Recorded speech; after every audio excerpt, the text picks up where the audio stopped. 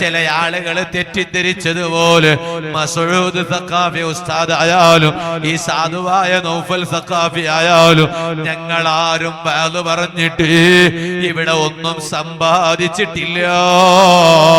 ചില ആളുകൾ കരുതിയിട്ടുള്ളത് എന്നും വഅദിന് പോവല്ലേ, എന്നും കവറ് കിട്ടല്ലേ, കവറിൽ ഒരു 25,000 രൂപയുണ്ടാകും, ഒരു 10,000 ഉണ്ടാകും, എന്നിട്ട് മാസത്തിന്റെ വഅദും കണക്ക് വെച്ചിട്ട് ഇത്തരെല്ലാം സമ്പാദിച്ചിട്ടുണ്ടാകും.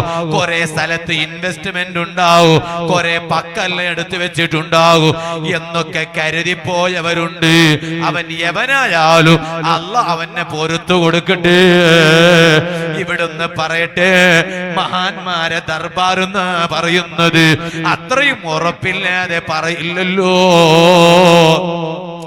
എന്നാൽ ഞങ്ങളെ അതുകൊണ്ട് ഞങ്ങൾ ദുനിയാവിൽ ഈ നിമിഷം വരെ ഇനിയുള്ളത് എന്താണെന്നറിയില്ല. ഈ നിമിഷം വരെ സ്വന്തത്തിനൊരു സ്ഥലം വാങ്ങി വെച്ചിട്ടില്ല, സ്വന്തത്തിന് വരുമാനത്തിനൊരു ബിൽഡിംഗ് വാങ്ങി വെച്ചിട്ടില്ല. അതേ സമയത്ത് ഒരാളുടെയും കവറ് കണ്ടിട്ടല്ല, ഒരു സംഘാടകന്റെയും മഞ്ഞ കവറ് കണ്ടിട്ടല്ല ഞങ്ങൾ ആരും വഅദിന് പോകുന്നത്. വഅദെന്ന് പറഞ്ഞാൽ അത്രയും എളുപ്പമുള്ളതല്ല. വഅദ് പറഞ്ഞിട്ട് നരമ്പിങ്ങനെ വീക്കാവുകയാണ്. എപ്പോഴും പറയുന്നത് പോലെ മെഴുകുത്തിരിയാണ് കേട്ടോ. മെഴുകുത്തിരിയെ കണ്ടിട്ടില്ലേ? കേണ്ടലിനെ കണ്ടിട്ടില്ലേ? എന്താണ് അതിന്റെ സ്വഭാവം? അത് മറ്റുള്ളവർക്ക് വെളിച്ചം കൊടുക്കുകയാണ്. ആ മെഴുകുത്തിരി സ്വന്തമോ ഉരുകിപ്പോകുന്നു, അവസാനം അവസാനിക്കുന്നു. ഇതുപോലെ വഅദ് പറയുന്നവർ അവരെ രാപ്പകലെന്ന വ്യത്യാസമില്ലാതെ വഅദും പറയുന്നു, രാത്രി ഉറക്കമില്ല. നട്ടപ്പാതിരക്ക് പോയി കിടക്കുന്നു. അതേ പിറ്റേന്ന് സുബഹിക്ക് ശേഷം ഞങ്ങളതാ മുത്തഅല്ലിമുകൾക്ക് കിതാബ് ഓതി കൊടുക്കുന്നു. പകലിൽ ഒരു മണിക്കൂർ ഉറക്ക് കിട്ടിയാലായി, ഇല്ലെങ്കിൽ പോയി.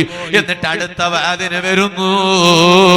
രാത്രിത്തെ ഉറക്കില്ലാതെ എത്ര വർഷങ്ങളാ കഴിഞ്ഞത്. എന്നിട്ട് അവസാനം മരിച്ചാലോ ഭാര്യക്ക് ഭർത്താവില്ലാതെയായി, മക്കൾക്കു അതാ ബാപ്പയില്ലാതെയായി, ഉമ്മാക്ക് മോനില്ലാതെയായി, സംഘാടകർക്ക് വഅദ് പറയാൻ പകരക്കാരനെ കിട്ടൂ. ഞാനിത് വെറുതെ പറയുകയല്ല. അതുകൊണ്ട് വഅദ് കേട്ടാ പോരാ. വഅദ് കേൾക്കുന്ന ആലിമീങ്ങളുടെയും മുതഅല്ലിമീങ്ങളുടെയും ആരോഗ്യമുള്ള ദീർഘായുസ്സിന് വേണ്ടി നന്നായി നിസ്കാരപ്പാടയിലിരുന്ന് പള്ളിയിലിരുന്ന് ദുആ ചെയ്യാൻ മറക്കരുത് സ്നേഹജനങ്ങളെ. കരളിന്റെ കഷ്ണങ്ങളായ യുവാക്കള്, പ്രായമുള്ള കാരണവന്മാര്, ഈമാനുള്ള എന്റെ സ്നേഹജനങ്ങളായ ഉമ്മ പെങ്ങന്മാര്, നിങ്ങളൊക്കെ ഞങ്ങൾക്ക് വേണ്ടി ദുആ ചെയ്യണം. നിങ്ങൾക്ക് വേണ്ടി ഞങ്ങളും ദുആ ചെയ്യൂ.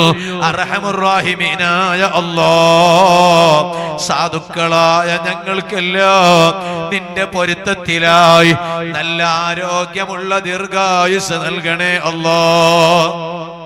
ഞങ്ങളൊക്കെ വഅദ് പറയുന്നത് ഒരൊറ്റ ലക്ഷ്യത്തിനാണ്, മരിച്ചാലൊന്ന് ഓർക്കുമല്ലോ. മസ്ഊദ് സഖാഫി ഉസ്താദിന് എത്ര ഖത്മകളാണ് കിട്ടിയത്, എത്ര തഹ്ലീലുകളാണ് കിട്ടിയത്, എത്ര ദുആയാണ് കിട്ടിയത്. അതുപോലെ ഞങ്ങൾ മരിച്ചാൽ ഞങ്ങളെ വാലുകൾ സ്റ്റാറ്റസുകളിൽ കാണുമല്ലോ. ഞങ്ങൾക്ക് വേണ്ടി റബ്ബിനോട് മാപ്പ് ചോദിക്കുമല്ലോ. റബ്ബേ, ഞങ്ങളെ നാട്ടിലും എല്ലാ ഉറൂസിനും വഅദിന് വരുന്ന ഉസ്താദായിരുന്നു. ഖബർ വിശാലമാക്കണേ അല്ലാഹ്, സ്വർഗ്ഗം കൊടുക്കണേ അല്ലാഹ് എന്നിങ്ങനെ ഈമാനുള്ളവർ ദുആ ചെയ്യുമ്പോ ആ ദുആ റബ്ബൊന്ന് സ്വീകരിക്കുമല്ലോ എന്ന് കരുതിയിട്ടല്ലാതെ ഒരു ദുനിയാവും കണ്ടിട്ട് ആരും തെറ്റിദ്ധരിക്കണ്ട. ഞങ്ങൾ വഅദിന് പോയിട്ടില്ല. അതുകൊണ്ട് ഞാനും നിങ്ങളും ഒരു തീരുമാനമെടുക്കണം. സ്വർഗം സമ്പാദിച്ചോ. അർഹമുർ റഹീമീനായ അല്ലാഹ്, സാധുക്കളായ ഞങ്ങൾക്ക് നീ അതിന് ഭാഗ്യം നൽകണേ അല്ലാഹ്. തൗഫീഖ് ചെയ്യണേ അല്ലാ. ഇസ്ലാം വിട്ട് കളിക്കരുത്, ഇസ്ലാം വിട്ട് കളിക്കരുത്. ആഖിറത്തേക്കുള്ളത് അത് മാത്രമാണ്, വേറെയൊന്നുമില്ല. ചെറുപ്പക്കാരാ, ദീന വിട്ട് കളിക്കണ്ട മോനെ. ഒരന്യ പെണ്ണിന്റെ പിന്നിലും പോകണ്ട പെങ്ങളെ, ഒരു കാമുകന്റെ പിന്നിലും പോകണ്ടടി. കണ്ടില്ലേ, ഇന്ന് തന്നെ കണ്ടില്ലേ, കാമുകൻ കാമുകിയെ കൊന്നു കളഞ്ഞു. ചോദിച്ചു ഇവനോട്, എടാ നീ നിന്റെ മാമാനെ കൊന്നു ശരിയാണ്, നീ നിന്റെ കൂടെ പറപ്പായ അനുജനെ കൊന്നു ശരിയാണ്, എല്ലാരെയും കൊന്നു ശരിയാണ്, 3 ഇടങ്ങളിലായി 5 പേരെ നീ കൊന്നില്ലടാ, അതിൽ 4 പേര് പോട്ടെ, എന്തിനാടാ നീ നിന്റെ കാമുകിയെ കൊന്നത്?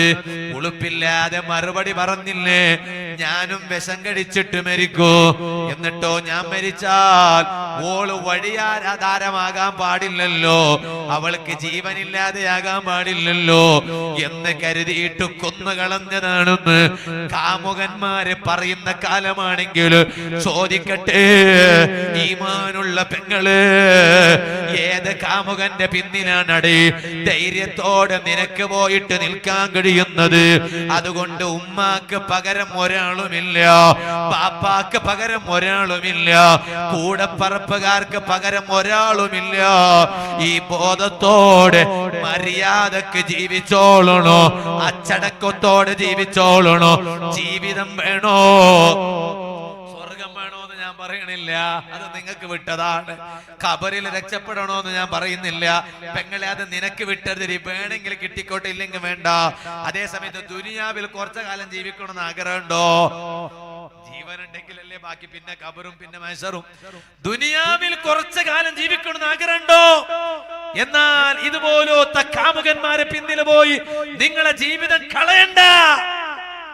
സാന്ദർഭികമായി എല്ലാ പെൺകുട്ടികളോടും ഓർമ്മപ്പെടുത്തി, ഏത് സമയത്തും റബ്ബിനെ പേടിച്ച് നല്ല തഖ്വയോടെ കഴിയണമെന്ന് മാത്രം ഈ വൈകിയ വേളയിൽ ഓർമ്മപ്പെടുത്തി ഞാൻ എന്റെ വാദം നിർത്തുന്നു.